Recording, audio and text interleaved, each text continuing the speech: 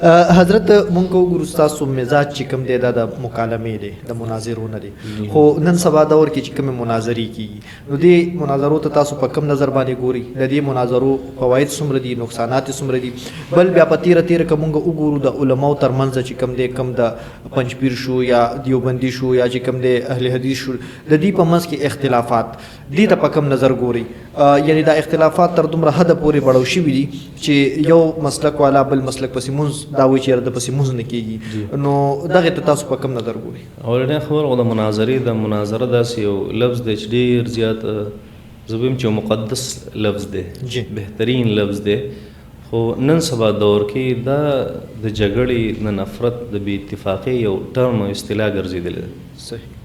نه که چېرته یو انسان هغه مناظره وکړي کومه چې د پیغمبرانو نه نقل ده هغه مناظره وکړي کومه چې د پیغمبران چې کوم اصحابو یا د نبی کریم صلی الله علیه وسلم چې کوم صحابه کرام رضی الله عنهم د هغې مناظره ده تابعینو مناظره ده تبع تابعینو مناظره ده چې کوم د خیر القرون خلق دي دې مناظره ده که مناظره چېرته هغه شانتې وکړی شي دا بهترین عبادت دی ډېر لوی عبادت دی دا دلیل دنیا دا او دین اسلام زموږ نه دا غواړي چې دین اسلام ته راغلی نو دلایلو ته وګوره په هغې بنیاد باندې راشه او د دې څیز مطالعه وکړه نو که هغه څیز یي چې کوم موږ ته خیر القرون ښودلی یا انبیا کرامو ښودلی یا الله جل شانه هغه موږ ته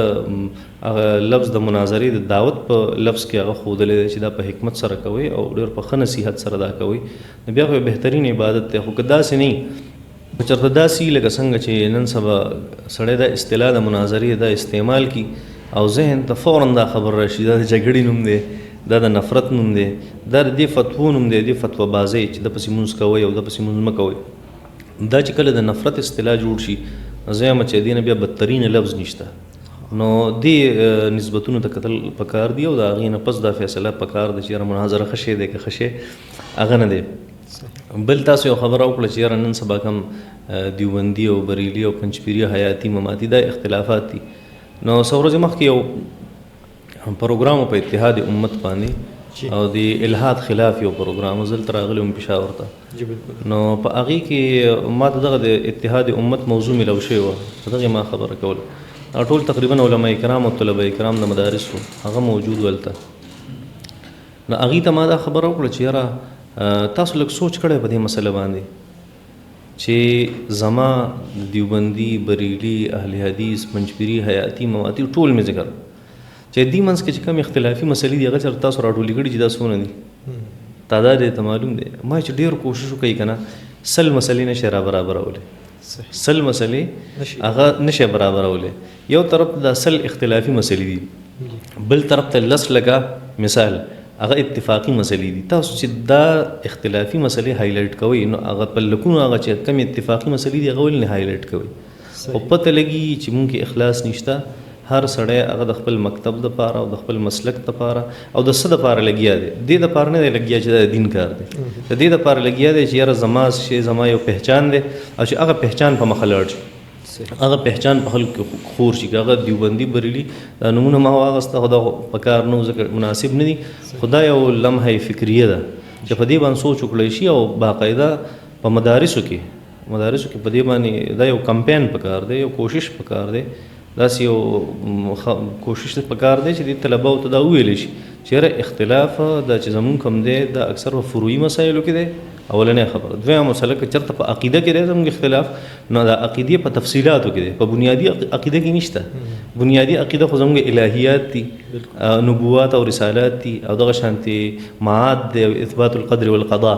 دا تمامې مسلې دي دا زموږ څلور پنځه بنیادي مسلې دي نو په دې کې خو زموږ مکاتب په خپل منځ کې اختلاف نشته زموږ اختلاف یا په تفصیلاتو کې یعنی تفصیلات ځکه کله وایم دا ثانوي عقاید دي سیکنډري بیلیفز چې څه ته وایي مونږ وایو چې دا سیکنډري دي نو بیسک خو نه دي چې د هغې په بنیاد باندې مونږ سړی د مرۍ نه نیولی دی او جګړې ورسره کوو نه داسې طالبان د مدرسې چې کوم دي طلبه کرام هغه په دې خبره پوهول غواړي بل زموږ عجیبه یو کار دی ډېر په معذرت سره تمامو مدارسو ته او استادانو ته که زما استادان دي که زما استادان نه دي او د نورو خلکو استادان دي ټولو ته دا وایم د هر مکتب دي هغې ته زه دا وایم که نه تاسو چې د الله د رضا دپاره کتاب ته کښېنئ او په کتاب کې یو اختلافي مسله ذکر کوئ نو لږ په ښه انداز کې هغه ذکر کوئ په ښه انداز کې څه لکه زه تاسو ته یو مثال درکړم مونږ یو د امام ابو حنیفه رحمت الله علیه مسلک هغه فالو کوو، مونږ په هغې باندې روان یو. نو مونږ چې کله کتاب کولو د امام ابو حنیفه رحمت الله علیه یو مسله راغله او اختلاف ورسره کړی په هغې کې امام شافعي رحمت الله علیه. نو استاد محترم بار بار دا وایي چې امام ابو حنیفه دا فرمایي، زمونږ امام صاحب دا فرمایي. او چې کوم خصم دی زموږ سره جګړه کوونکی دی هغه دا وایي چې د امام شافعي باره کې دا وایي چې دا زموږ سره جګړې سړی دی که نه، د طلبو په ذهن کې او په زړه کې هغه تعصب پیدا شي. شپه ورځ دا خبره کېږي دا زموږ خصم دی، دا زموږ خصم دی. خصم خو هغه چاته وایي چې ستا سره جګړې. د امام شافعي رحمت الله علیه خو زما سره جګړه نشته. امام شافعي رحمت الله علیه خو زما ته داسې محترم دی څنګه چې ما ته امام ابو حنیفه رحمت الله علیه محترم دی. امام احمد او امام مالک ما ته داسې محترم دي څنګه چې ما ته خپل امام ابو حنیفه هغه محترم دی. نو ولې زه د مخامخ یو سړي او د یو ماشوم داسې تربیت وکړم، نو هغه د دې ماشوم په ذهن کې تاویږي. هغه دلته په دویمه درجه کې د قدورې نه شروع کړي او دغه د خصم نه مسئلې ذهن کې دلته په قدورې کې وي، بیا دلته په کنز الدقایق کې وي، بیا د هغې نه پس په شر الوقایه کې وي، بیا په هدایه کې وي، د هغې نه پس په بخاري او ابن ماجه او نسایي ته دی ورسي او دی هم دقه خبرې کوي زه دا وایم او زما خصم دا وایي، زه دا یم زما خصم دا وایي. د دې نقصان څه دی؟ د دې نقصان دا دی چې دا سړی کله د طالب علم بهر روزي که نه، نو دته خو دا ښودلی شوي دي چې یاره د امام ابو حنیفه رحمت الله علیه د مسلې باندې بله مسله نشته، ته به نه منې. بس دا ښودلی شوي دي انډایرکټلي، ویلی شوي نه دي چې دې نه بس دا چوت او نور څه نشته، خو انډایرکټلي دا ورته ښودلی شوي چې امام ابو حنیفه نه باندې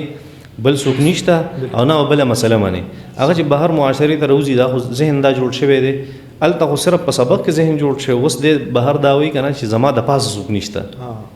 نو د امام ابو حنیفه خبره خو څه کوي که دته څوک په یو مجلس کې لګیا دي او دته وایي دا مسله داسې نه داسې ده، دی ورسره جګړه کوي.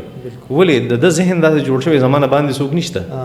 نو دی دلیل هم هلته بیانوي، دی خبرې هم هلته تیزوي د خلکو سره، او دی دا بس دا دغه نه دی، دا څه مسله نه ده که یو سړی د یو مسلک مسله بیان کړي، بل د بل مسلک بیان کړي، بل د بل. تاسو ته مه وایي چې دا تفصیلي په تفصیلاتو کې اختلافات دي، نو دا داسې یو څیز نه دی چې یو سړی پې هغه دین نه څوک خارج کړي یا د یو سړي په فتوا بازۍ هغه شروع شي یا نفرتونه شروع شي یا اتفاق او اتحاد ته دومره نقصان ورسي. یو مسله د مستحبو ده، مثال یو مسله هغه د مستحبو ده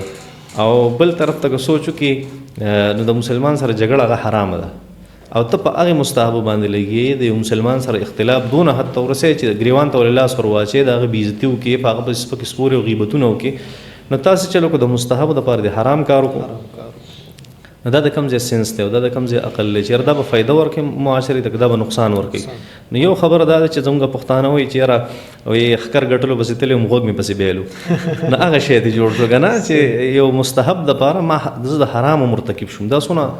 یو خطرناک کار دی. نو داسې کېږي چې یاره کله داسې وشي که نه چې زموږ رویه هغه کله داسې جوړه شي په مدرسه کې یا په جومات کې یا په خانقاه کې یا په هر اداره کې، کاغه د عصري علومو دي او کاغه د دیني علومو دي، خو داسې ذهن سازي زموږ وشي چې بار هغه مونږ روزو که نه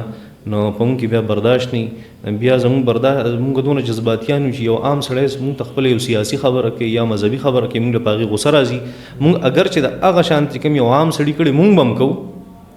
خو د بل هغه نه برداشت کوو، خپله برداشت کولی شو. هغه زموږ یو ملګری هغه ډېره ښکلې خبره کوله، وایي مونږ حق منو خو چې زموږ په حق کې چې زموږ په حق کې نه هغه حق مونږ نه منو. دا اسانه خبره ده. دې د وجې خلک هغه ورو ورو د دین نه هغه لرې شو. یاره یو مولوي صاحب چې کوم دی په خپله که غلط کار کوي نو هغه ټیک دی او خلکو ته وایي چې دا حکمت دی، خو ما هغه کار وکړو نو ما چوتی او لګې اسمان ته مې راسوي بیا مې لاندې تحت الثرا ته ورولي.